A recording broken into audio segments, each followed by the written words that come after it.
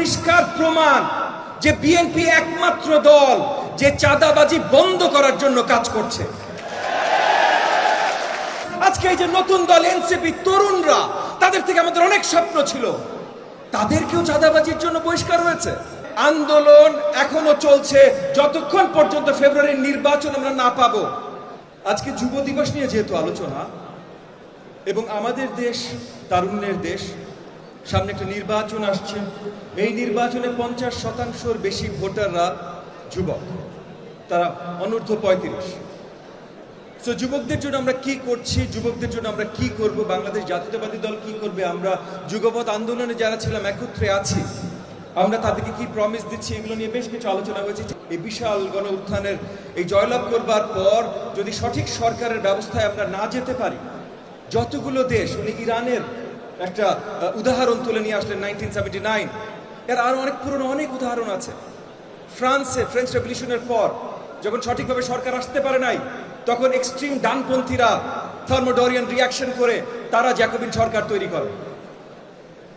রাশিয়াতে 1917 সালে ফেব্রুয়ারি আন্দোলনের পর যখন সঠিকভাবে একটা সরকার বসানো যায় নাই, তখন এক্সট্রিম ডানপন্থীরা বলশেভিকরা অক্টোবরে নতুন রেভলিউশন করা সরকার গঠন করে। আমরা কোন এক্সট্রিম ডানপন্থীদের এই দেশে সরকার গঠন করতে দিতে পারি না। আমরা সবাই গত 15, 16, 17 বছর এত ত্যাগ স্বীকার করে, জান বাজি রেখে, নিজেদের সহকর্মীদের জীবন ত্যাগ দেখে আমরা এত কিছু করি নাই যে সামনে থেকে মাঝখান থেকে এক্সট্রিম ডানপন্থীরা বাংলাদেশকে চুরি করে নিয়ে যাবে। এইটা আমরা হইতে দিতে পারি না।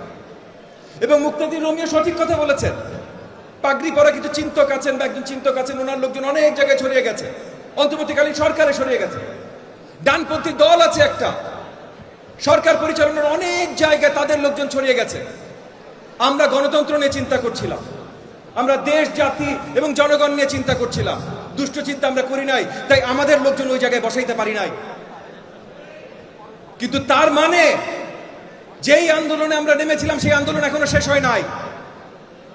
তার মানে আন্দোলন এখনো চলছে যতক্ষণ পর্যন্ত ফেব্রুয়ারির নির্বাচন আমরা না পাবো, ততক্ষণ পর্যন্ত আন্দোলন আমাদের চালায় যেতে হবে।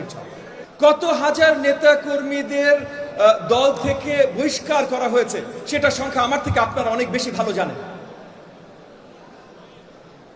সোশ্যাল মিডিয়াতে আমরা দেখছি অন্য রাজনৈতিক দল বা অন্যরা আলোচনা তুলছে যে বিএনপির এত নেতা কর্মী চাঁদাবাজি করে।